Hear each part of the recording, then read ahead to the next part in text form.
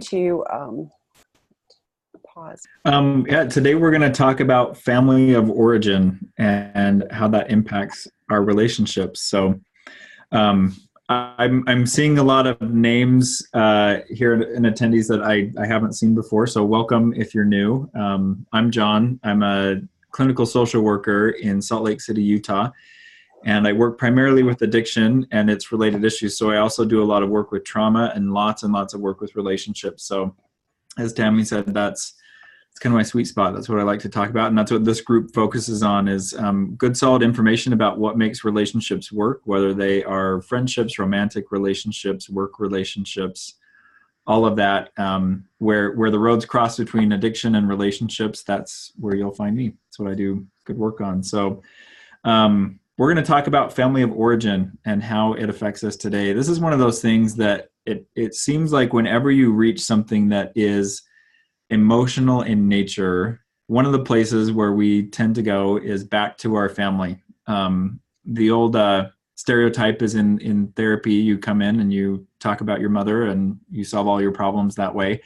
I'm hoping that we get to broaden that a little bit and we can talk about maybe some of the benefits of understanding how your family of origin has impacted you and how some of the things that you got from your family may be helping you and maybe hurting you in your recovery right now. So I think it's really important to be aware of our family of origin stuff, and family of origin meaning the people that you grew up with. Those may be biological parents. It may be extended family who raised you. It may be adopted parents, just the family that you know from day one, or near day one.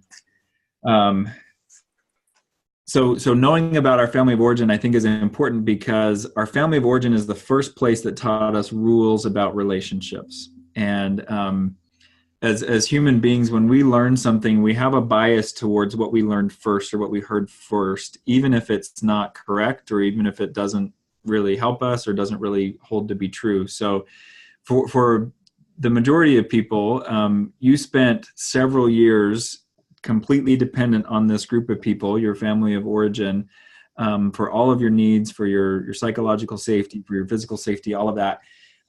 Because you were dependent on them, because you needed them, the rules that they played by were important to you because your survival depended on how well you could play by those rules too. So understanding how our family of origin was set up can really help us get some insight into why we see relationships the way that we do. We talked a couple of groups back about open family systems versus closed family systems, or family systems that are more on the side of too close and some that are on the side of too far apart.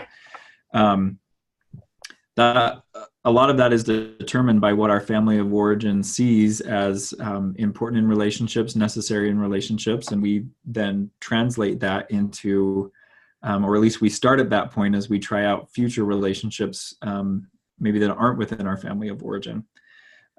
For example, I think families teach us a lot about the role of conflict in relationships. As a therapist who does a lot of work with marriages, I think conflict is extremely important in relationships, but it's nothing that we have to drum up. It's nothing we have to create. There's a lot of conflict inherent in two or more people getting together for a common goal. A lot of the folks that I work with, they saw what spectacular fights looked like. They saw how to disagree, how to do conflict very overtly, but they never saw how repair worked. Or we can have vice versa. We can never ever see conflict with our parents because maybe they avoided it at all costs. Maybe neither of them were present enough in the relationship to even care enough to have conflict with each other. So this very normal part of relationships, how our family of origin handled it, has a big impact on how we handle it going forward in our relationships. I remember the first real fight I had after being married. What I saw from my parents were spectacular arguments, and then all of a sudden it was okay one day for some reason. They would have big fights in front of us, and then we never saw any repair. So after the first argument with my spouse, about 2 minutes later, she had gone and shut herself in the bedroom because she was so mad at me. And about 2 minutes later, I'm knocking on the door, and I felt like I was calm and ready to be great in our relationship again. And I said, we need to talk and we need to resolve this. And she said, I'm not talking right now. I'm still mad at you. And I was so confused as to why somebody could be mad at somebody that wanted to make things right with them. And it took a lot of trial and error, and it took a lot of back and forth for us to figure out what level of conflict was appropriate in our relationship.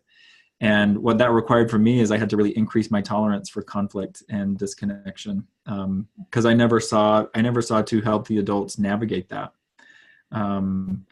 We also, in our family of origin, we start to get our sense of self. Families very rarely sit down and say, we need this kind of person in our family, but it's interesting that families all agree on that. So we have certain roles that people play in families, things like the scapegoat, the golden child, the rescuer, the surrogate parent, things like that, where if you were to, and I've done this in family sessions before, I've laid out the names of these different roles and I've asked the family to give them to who it belonged to. And I would say in probably 90% of the cases, the family completely agreed who played what roles, and that person agreed too.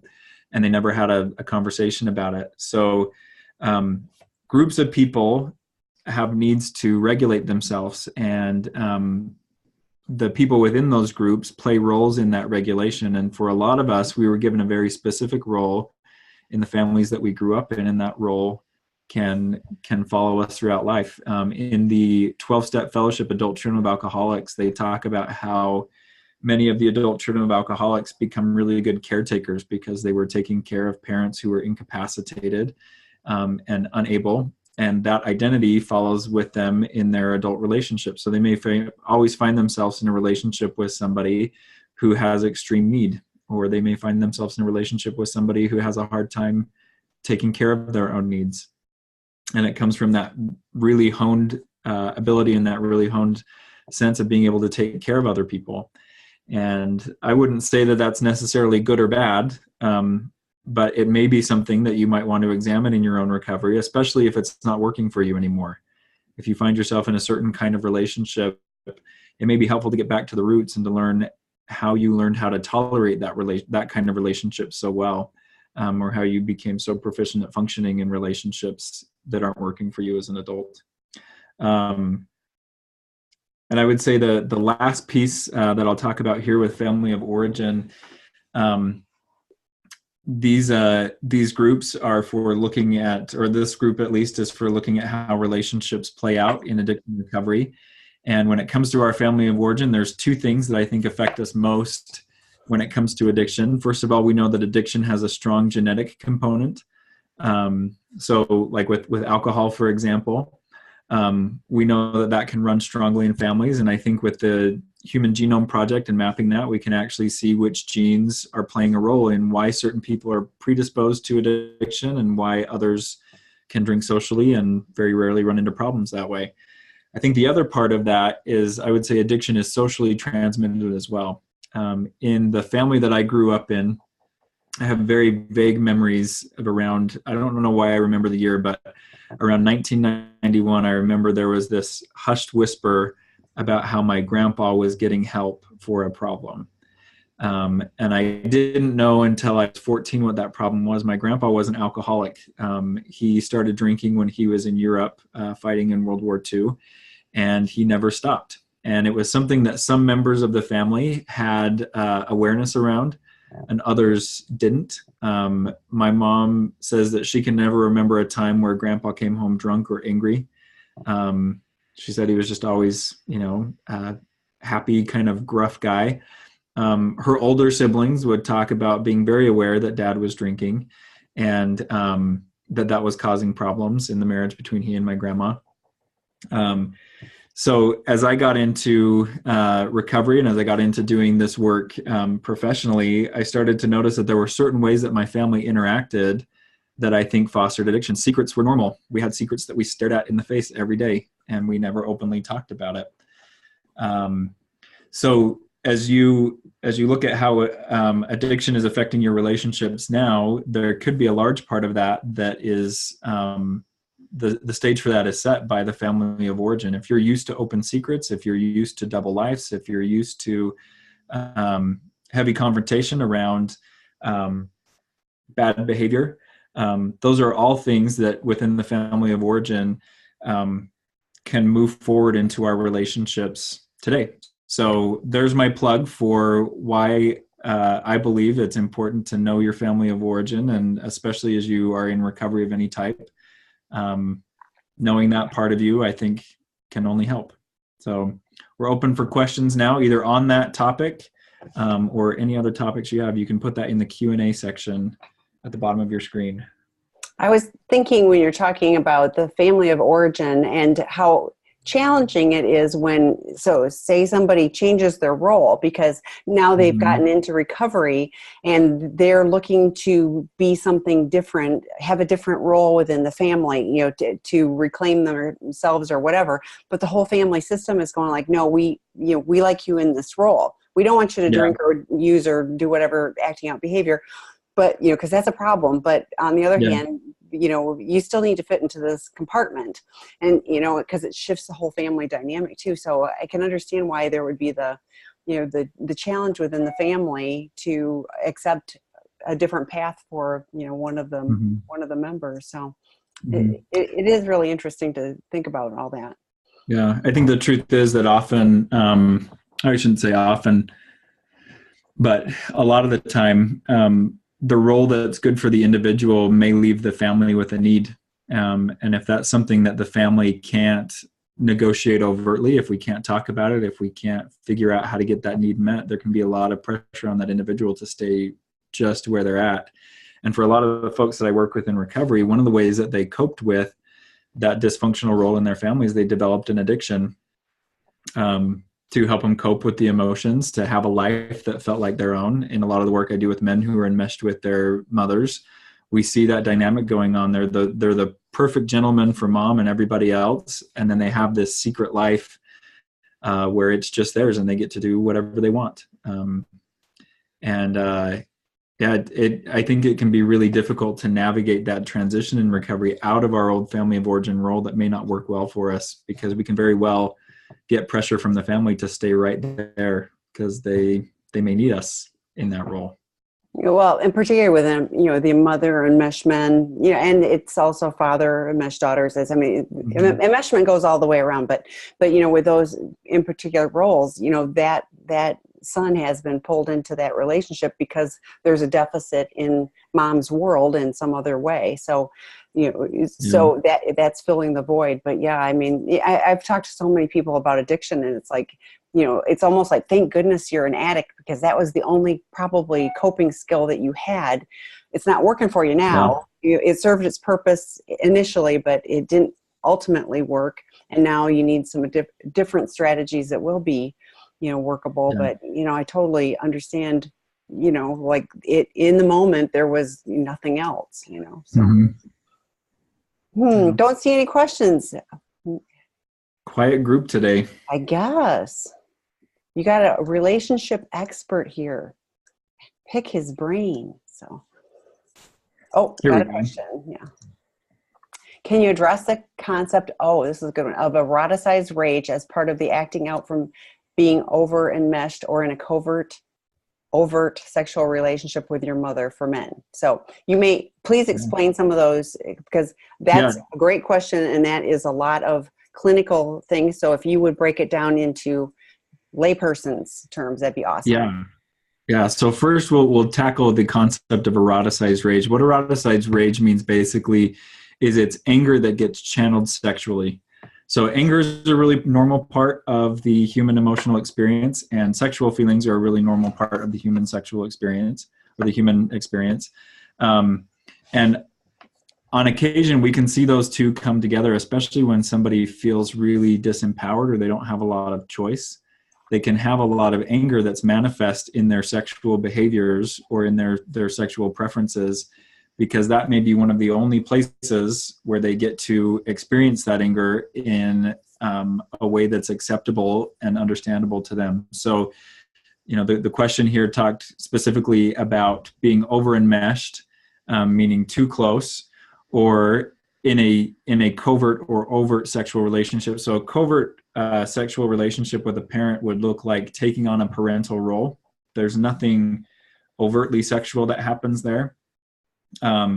but the lines are crossed between parent and child. So the parent may rely on the child as an emotional support, which isn't appropriate in a parent-child relationship. In an overt sexual relationship, that's where there's actual abuse.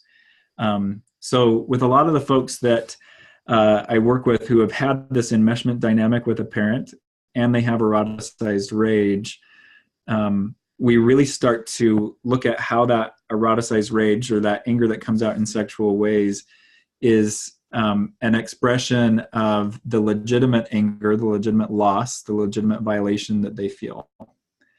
I believe that anger is about primarily two things. It's about loss, and it's about a need for boundaries. And if you look at people who have been over enmeshed with a parent, in this case, this person asked about men who are enmeshed with their mothers. There's a lot of that parental relationship that the child needs. Children don't need a parent who, or children don't function best with a parent who is an emotional mess. Children need a parent who can handle at least what that child's emotional range is, if not a little bit more. And so for a lot of people who find themselves enmeshed with a parent, that can come from the parent's inability to contain their own emotions and their own experience. And so that person has essentially lost out on a parent. Instead of a parent, they have a partner or they have a peer. The need for boundary comes from in North American society, we value this individualistic piece. We also value this family piece. So we talk about being able to be different from our families while being connected to them if that's what we choose. And in an over enmeshed relationship, separateness is not an option. The rule book in that relationship is that we're only safe if we're the same, or we're only safe if we're on the same page, if we're working toward the same goal. And so there's a need for boundaries for people who are addressing enmeshment or who are wanting to leave an enmeshed relationship, because the parent in this case who's doing the enmeshing, is abusing and misusing the power that they have. And so often, if you think about how to really get your point across, I think there's few things that put a sharp edge on our words like anger do. The problem with eroticized rage is that the anger is not really about the sexual behavior. The anger is not really fully manifest there. The anger is about something else in life. And so in recovery, we have to start being able to address that anger. I call it, we have to come in through the front door on that anger instead of having it come out sideways in our behavior. So there have been men that I've worked with who have felt really disempowered with women. And so in their acting out behavior, they will disempower women, or they'll further disempower themselves. And we really have to work on that man claiming his own power, recognizing what he can and can't do, and being able to stand firmly in the knowledge and the ability of what he can do, rather than feeling helpless and then feeling anger at his helplessness. So that felt like a really, really long explanation for that, but it's a pretty complex question. It was, and it was, thank you for doing it that way, because those are great. It's a great question, but the terminology could be challenging. So next question. I am the betrayed.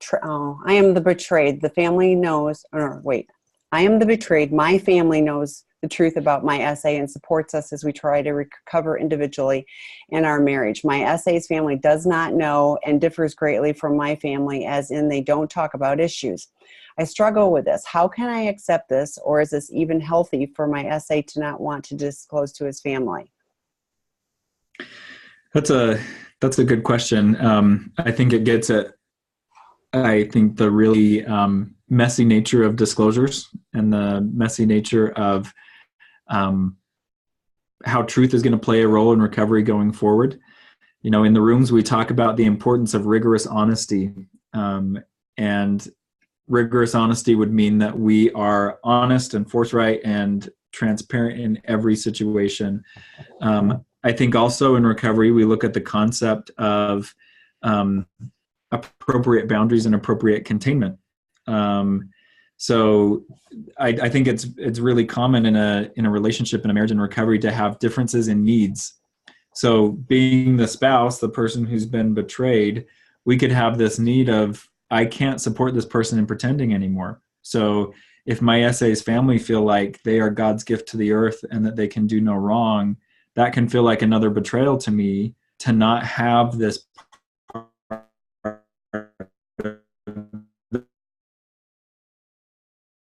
Oh, you just froze up.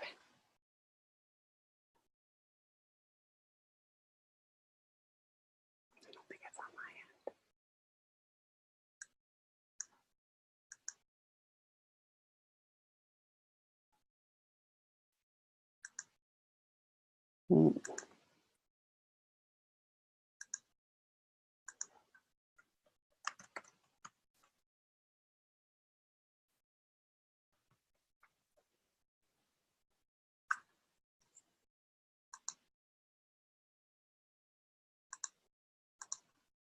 end. Mm-hmm.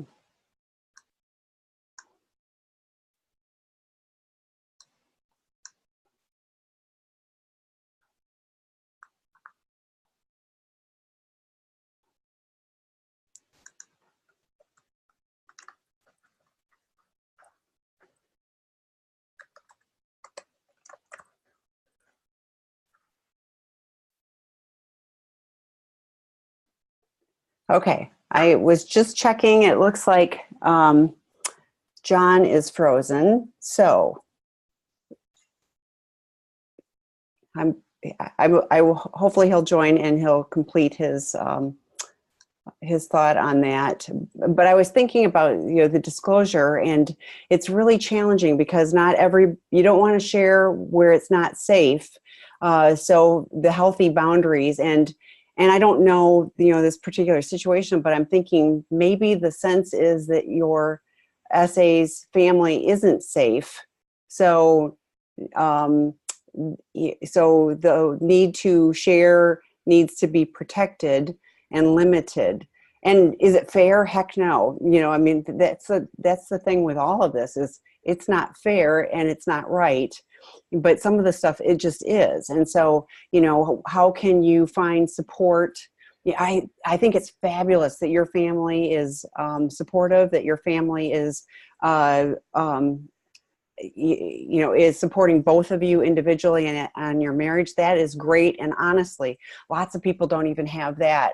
We did a Betrayed Partners drop-in group last week, and a couple people shared that they have no one that they could talk to, and like this group was the first place to connect with. You might have been on that. I can't remember who the names of who was on there, but I just felt for people that that they really just felt so isolated and didn't have the support. So,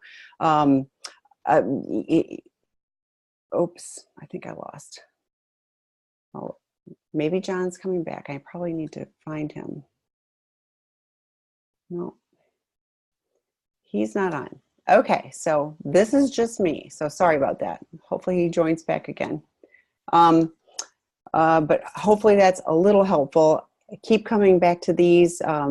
And the Betrayed Partner drop-in group, hopefully you'll get some more support and some other answers, for that as well. So I'm going to keep monitoring and see if Jon pops back. Hopefully he does. Another question: 3 months into recovery after boot camp treatment for sex addiction, it's been difficult to get my wife to work on her own recovery. I almost want to laugh at that. To either see her own therapist or try to attend meetings. We are supposed to be moving towards our disclosure ceremony soon, but really can't without her having her own support group. I don't feel like I can or should force her to work on her own recovery. True. So I'm going to share that, and it's not going to be a ceremony. It's going to be really difficult for her. It's going to be difficult for you too, but it's going to be really difficult for her to hear the information. Everybody does, it's their own process. I think it would be wonderful if the two of you could go to a couples therapist and talk about, even have the opportunity to talk about, what is her reluctance to see her own therapist. If you can do it in a neutral way so she's not feeling attacked, but if you are able to say, I want to, this is important to me, our relationship is important, how can we move forward? I want us to be moving towards this common goal. Can you share what your concerns or fear are? What is keeping you from, getting support maybe then you'll have a better understanding of what's going on for her, with it, with the reluctance. But yeah, getting anybody to, she couldn't get you into recovery, so you can't get her into something else. The only thing is seeing if you can figure out if there's an opportunity for truly moving forward in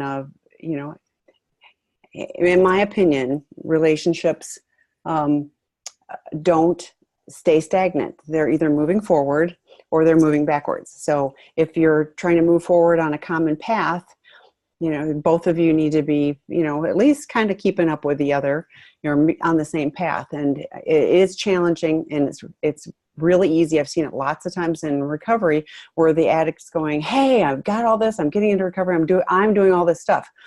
What we forget is the chaos we caused while we were doing our acting out behavior. So I am confident your wife is hurt and sad and angry and scared and, going, what the heck? So, I think as much as you can do to be loving and give her space, be supportive, but not be going, okay, time for you to, get with the program. I know lots of couples that have not only weathered the storm, but have come through it, in a much different place, in a better place. Honestly, they've got, oh, here's Jon Taylor. Thank goodness. They've found a path to, hi, you're muted. I have no idea what happened there. I think it was your Wi-Fi, but it's okay. It dropped it in the whole building, so. Oh, that sucks. But you're back. I was in the chat, was like, is it just me? And they're like, okay. So we figured out it was you. So do you want to finish what you were saying? I kind of took off a little bit with it, but.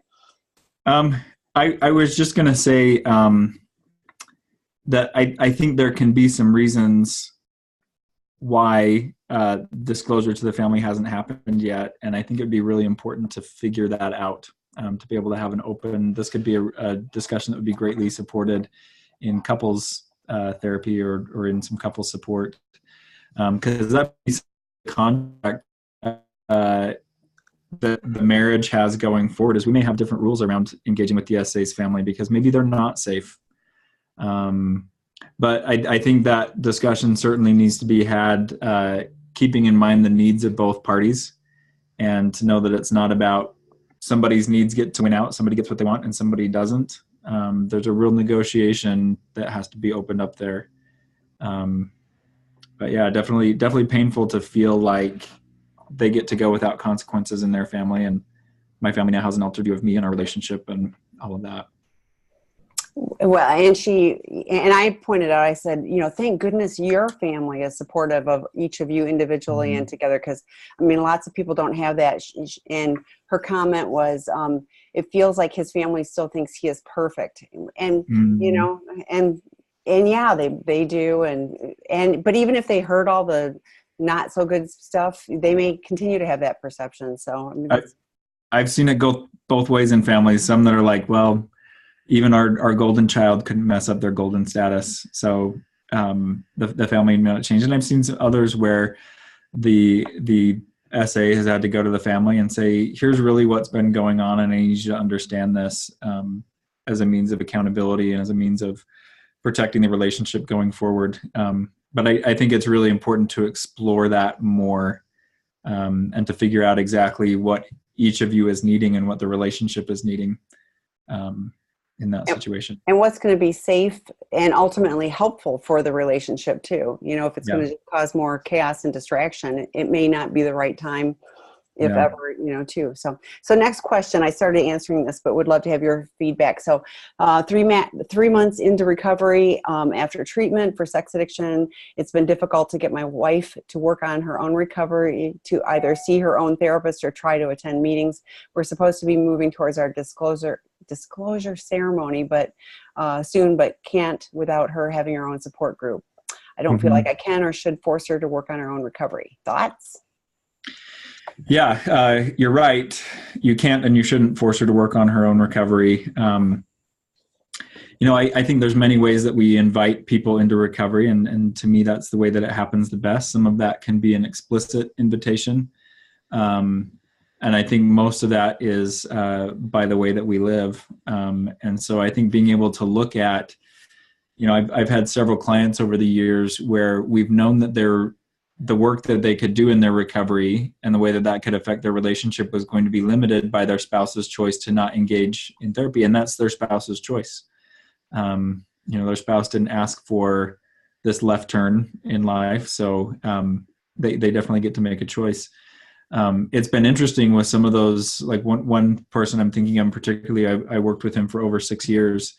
And something that we noticed is he got more firmly rooted in his own recovery and doing what he could, healing in the ways that he could.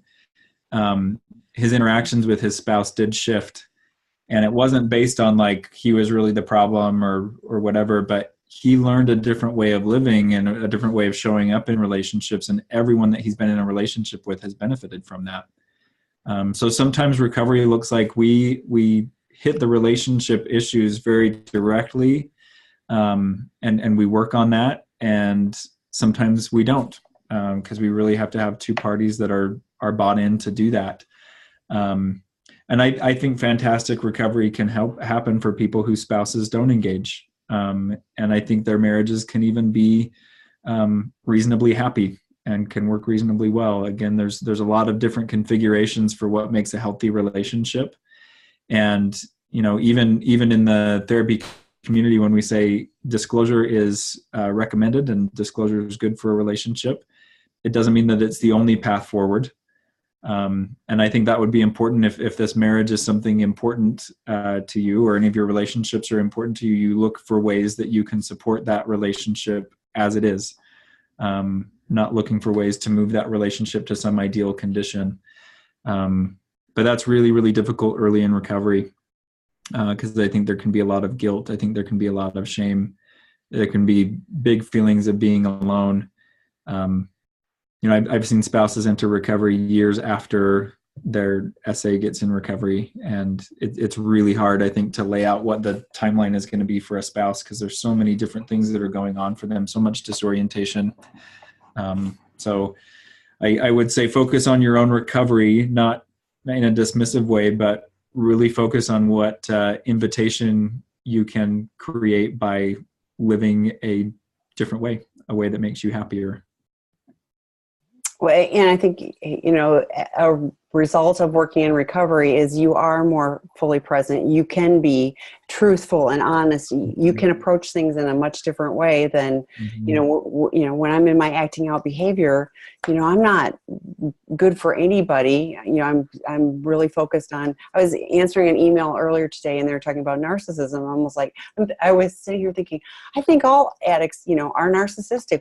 All we care about is our acting out behavior and preserving our ability to do that. So in early recovery, we're still going to look like, we're pretty narcissistic. So, but I just think the longer we go, the more skills we have at learning to live, a life of integrity that where we can be connected better to other people. So I honor you for being 3 months into recovery. Keep coming back. Mm-hmm. There's lots of resources. We'll be here to support you, and hopefully your wife decides to engage with some of these. Would invite her to participate in some of the questions and answers, but also the betrayed partner drop-in group was amazing last week. And, it was like, it doesn't take me much to tear up, but, when people are sharing, their stories and connecting, it was very powerful. So invite people to join those. So next question. My other question is related to the first. So this was back to the mother enmeshed men. Okay. Because of my husband's relationship with his mother and his covering for his father's addictions, alcoholism, affairs with men, he believes secret lives and families are normal. This goes back to your family of origin information. Mm-hmm. It is alarming for me, clearly, since I wasn't raised with these kinds of secrets. It seems that my husband's acting out, prostitutes, affair partners, etc., were easy for him to get into because of this history. How does this cycle get broken? Can it be broken? Yeah. I was just working with a couple this morning on enmeshment issues, and this very question came up. How do I start to break this cycle? And I think it's important to recognize that all of us, no matter what kind of family we came from, we have a high level of tolerance for what we grew up in. And so whether it worked for us or whether it didn't, we're very used to it. Our nervous systems learned how to adapt to what we were around all the time. So one of the difficulties sometimes in recovery is we have to highlight this sense of discrepancy that we may not naturally feel. That's why in 12 steps, in a lot of approaches to recovery, they'll have you look at, some people term it as denial, some people term it as consequences. We really have to heighten our awareness of the consequences now, not just what the consequences could be, because that connection to the pain, that connection to the cost of keeping the secrets, that connection to the cost of having a closed family system. If we don't remind ourselves of that cost, we'll forget it because we're really used to living in it. The other side of that equation, there's two main things that help people maintain motivation for change. The first one's looking at the cost. The second is being able to imagine a possibility of a future that doesn't have this problem as a part of it. And so that's another, I think, really important part of the equation. And when I work with men who are enmeshed with mom, start to ask them questions like, what would it be like if her voice wasn't in your head? Ooh. What would it be like? Who would you take care of if mom wasn't on the top of your list of people to take care of? What would you do with your money? What would you do with your time? And there's not necessarily a right answer to that, but that possibility of just opening that up, like I can be for myself first, or I can be for my marriage. That's one of those things that, again, these people that grow up in these really closed, highly dysfunctional, harmful families, they don't imagine a future that's any different. And so I think that's I would say, yes, the cycle can be broken. I think it takes some commitment. And for the man who's enmeshed, usually that commitment comes from his recognition of the cost of staying enmeshed. As I talked about that with this couple that I worked with this morning, the man who's got the mother enmeshment issues, he was starting to say, his wife was actually saying to him, he's the only boy in a family of like 6 kids. And she said, you didn't get to be a boy. Like you'd get rough with your sisters and your parents would shut that down. And he's like, I don't do any manly things. Like I don't connect with that. And his wife started to say, I'd really like to see you do this or do that. Like that seems to really kind of wake up that manly, just you side of you. And he got a big smile on his face. And he's like, that makes me excited. Like that feels like me. And I would say that is the first step in being able to break that cycle, is you find that little voice within you that's not mom, that's not dad, that's not even your spouse, that's just you. And what is that voice saying to you? For a lot of men who are enmeshed, that's a scary place to go because they wonder about who's being left behind. And it may be their parent that they feel like is being left behind. It may be their family. It may feel like their spouse is being left behind. But, in I'd say 9 out of 10 cases when I've worked with this, the spouse has said, I want you to be you. I want to feel you. I want to hear you. I don't want to hear that from the family. Even if I'm upset by that, I'd rather that I'm upset by you than I'm upset by something that got filtered through you from your family. So I would say that's how that cycle starts to get broken, and it's definitely possible for it to be broken. So the next piece of that is his mother is long gone. It is the shame and anger that he is left with. So the broken piece is, it's even though, he can't go back and confront his mother or distance himself, that she's living in his head. So yeah. Yeah. Separation is not the same as emancipation. Emancipation is really where someone starts to feel their own feelings, think their own thoughts, have their own motives.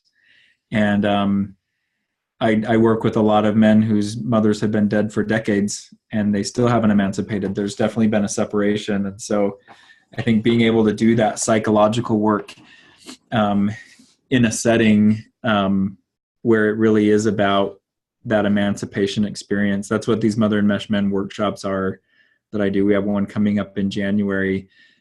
This is exactly what it's for, is to dive in and to finish the emancipation process. You know, we have some men who come to those who haven't spoken with their mothers in years, and others who were on the phone with her when they rolled into the parking lot.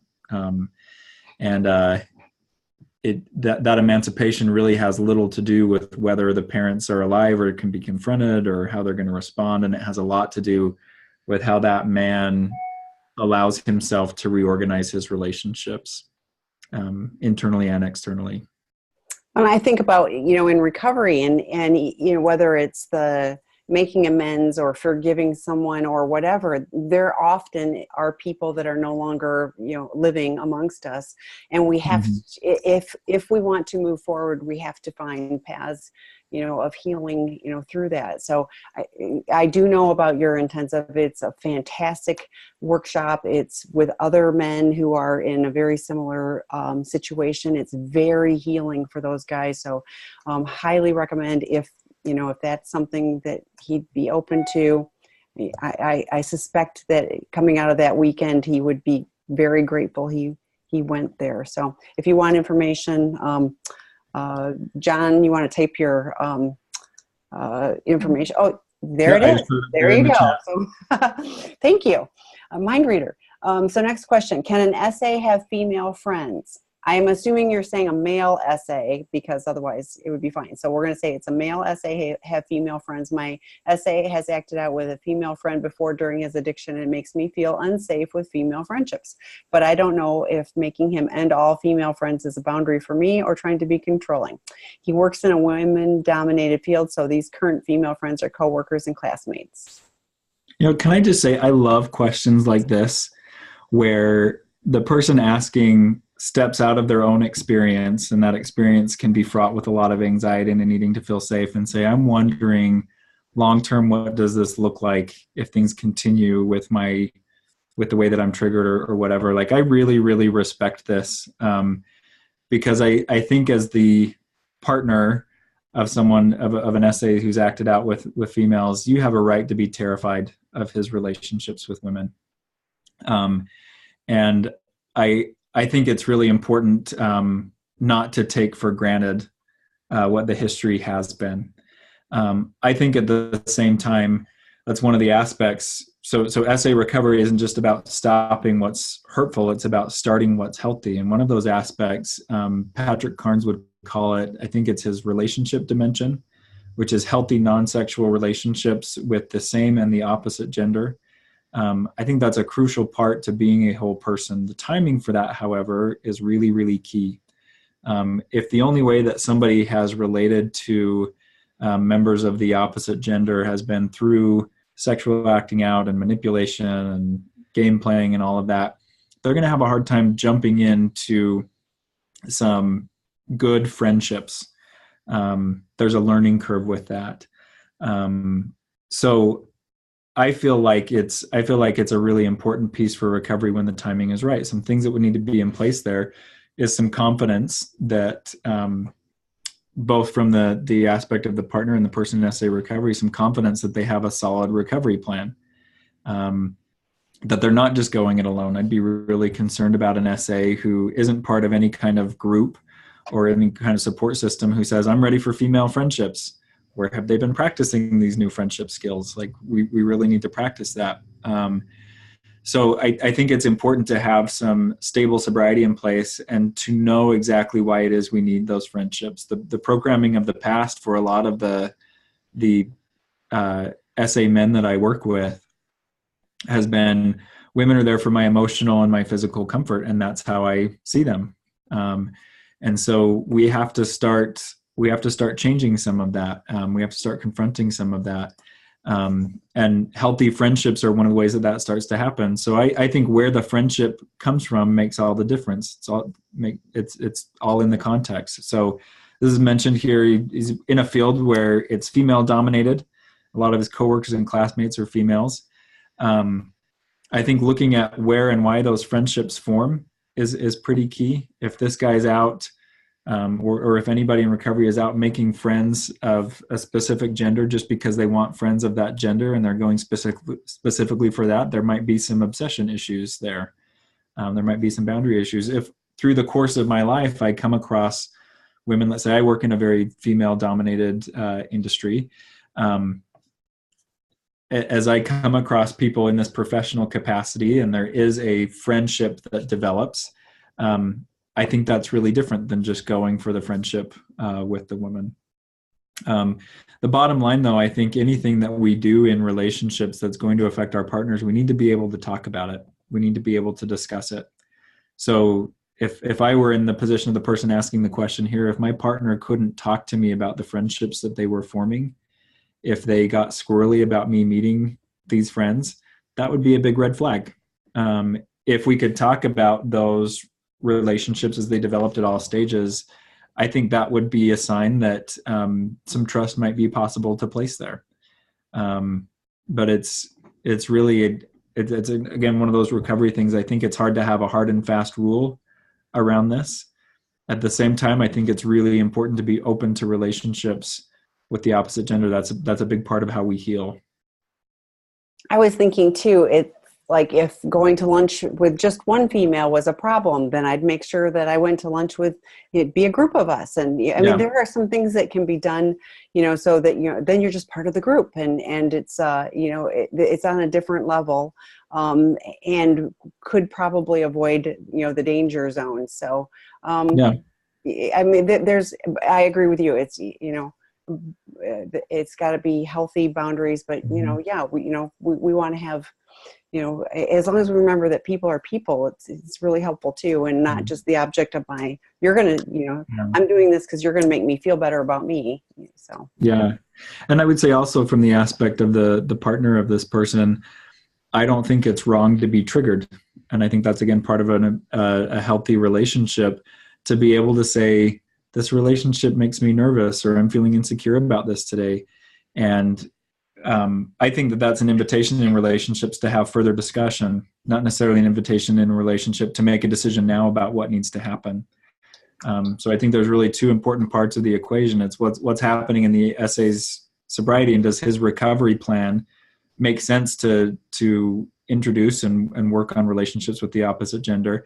And is there a quality in the relationship where you can both talk about your experiences and your emotions without taking it on from your partner or putting it onto your partner?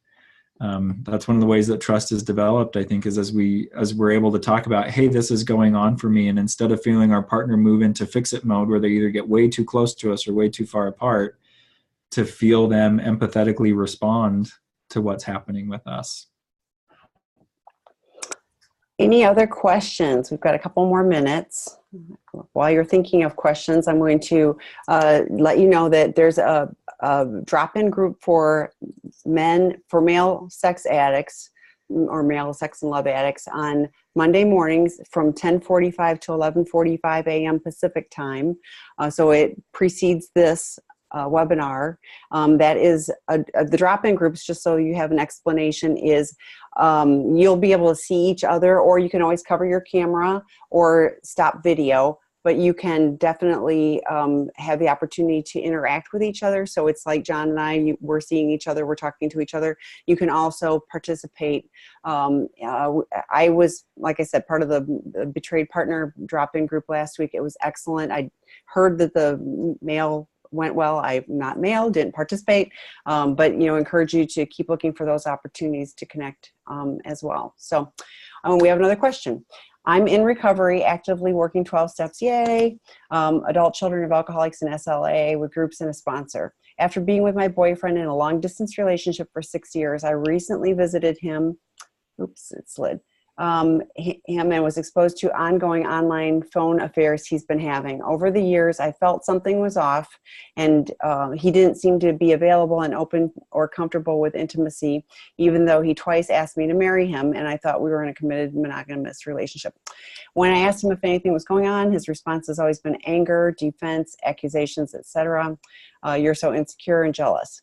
There are ongoing family infidelity in my family of origin, and I unconsciously repeated this pattern. I've noticed that part of how I've dissociated for years is by my overriding my intuition and trying so hard to believe my, it lost the next piece. So would it be helpful to give my spouse the book Out of the Doghouse? I haven't talked to him since I found out what to do. I think that's a great first move. And before we talk about what to do, I just want to applaud you. It sounds like your recovery is showing up to help you. You felt like something was off. And I think it's really sticky to go from something's off to what do I do about it? But it sounds like there's a lot of, I can validate my experience now. This makes sense. That's why we get into recovery, right? To be able to feel what's going on with us and to react appropriately. So I would just say first, it sounds like your recovery is working and you have a difficult choice to make ahead of you. As far as what to do next, I think giving a book, that can be an effective soft open. Like, hey, this thing just happened. I feel like we need some help and support around this. I feel like you need some help and support around this. I would like you to consume this information. Because essentially, as the partner who's been betrayed, you need to know what your partner is going to be doing with this. Are they going to continue the anger and the defensiveness, which we do when the secrets are active? Or are we going to admit the jig is up and things have to change? Are we going to see a softening? I think that information is far more effective coming from a book or another source than it is for you to sit your partner down and talk them through that. So I do like that as an option. I would consider that a boundary, which means I've set something out here that gives me some space to pull back and to observe you from a safe distance. And I would see what your partner does with that. Your partner may come back with, no, absolutely not, I'm doing this. And I think that tells you something that you need to know. Your partner may come back with this, I didn't relate to this, but I think this is an important topic. Here are the resources that I found. Here's what I'm going to be doing with this. But like I said, I think that's a good soft open to this, and I really like how it takes the pressure off of you as the partner who's been betrayed to figure this out, and it gives it right back to the person who's done the betraying, because they've got some choices to make too. They've got to reprioritize some of their priorities in life to make a relationship with you work.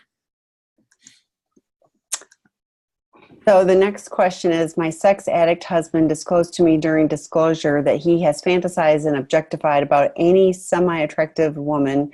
That includes my female friends and family members. I worry we will ever be able to hang out with my family or friends. I think sometimes in disclosure, we get information that sticks in our heads and may have a hard time going anywhere.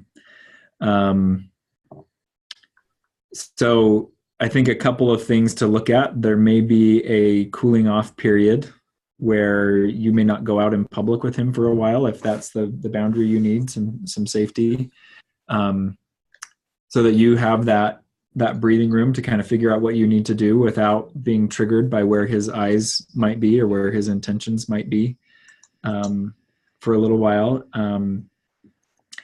I think it's key with this information shared to be able to check and see if communication can be open in the relationship. Not necessarily what are you fantasizing about and where is that going, because I think it could be that more information along those lines could just put more information in your head. But some of that, like, how's your recovery going? What's your plan? How are you feeling? Because this kind of stuff happens in sexual addiction. I think people's minds do go there and they get stuck, but I also think that they can change and they can get unstuck. And that would be really important, I think, for the partner here to be able to determine is, can my spouse's mind get unstuck here? And if so, then is it safe for me to work on how defensive I am around that or how scared I am by that? Because right now there's a reason to be scared. He's had stuff going on in his head that's impacted you that you haven't known about. So I think this is about being able to open up the relationship and to get honest about what's going on, and to be able to make decisions based on the information that you get. I have seen disclosures where it's one emotional punch in the stomach after another. And I've seen after disclosures from that can happen. That information can go elsewhere. But I think it takes time, and I think it takes a lot of intention for the couple in order for that safety to be established again. Yeah, I agree, because I think if he's really working on recovery, then he's working on owning, that I want things different, and I'm doing what I need to do to make it different. But like Jon said, yeah, absolutely. I mean, it would be difficult not to be looking at, well, is that one semi-attractive? I mean, everything could feel like a threat. So I highly encourage you to get support, so that you've got places to go, it's I'm afraid, you are betrayed. It was wrong, all of those things, but there is support. So, please, you would love to have you jump into the betrayed partner drop-in group too, and just share how you're feeling. So, I mean, sometimes just having other people go, I get it, been there, done that. Here's what I did to get through it. That was the other thing about the drop-in group, is people were able to share their experience and what worked for them. And some of them, it was great too, because they shared what didn't work for them. And it's like, this is what we did. It didn't work, learn from me, don't do that, so that was helpful too. So I think we're out of time. Thank you all. If you go ahead, please do. Yeah. There's just one more thing that came up in the questions for the panelists that I think is important to clarify. Somebody asked, so is my fantasizing about my friends not normal? Just want a clarification. The key thing with fantasy is a very normal part of sexual experience for human beings. Where it gets problematic is when the person can't tell the difference between the reality and the fantasy. And that's what we see with sex addicts, for example, is they will get lost in that fantasy rather than being able to notice, hey, this is coming up, this is an attractive person. And then also being able to notice, while that fantasy is attractive, that's not a good fit for my life because I'm in a committed partnership, or that person is actually dangerous. So it's very normal to fantasize about the people in our lives. When that's happening in a healthy way, we have reality checks with that keep us from pursuing something that would do damage to ourselves and others. Good clarification. Thanks for asking the question. So. Yep. Okay, so I will be off to Singapore next week. I'm going to a conference, so Scott will be joining you next week, but Jon will be back next week and answering your questions and have another topic of educational information to share. So thank you all for participating, and if you haven't already registered on sexandrelationshiphealing.com, please do so, because then you'll get the emails letting you know what the schedule is. So thank you. Bye-bye. Bye.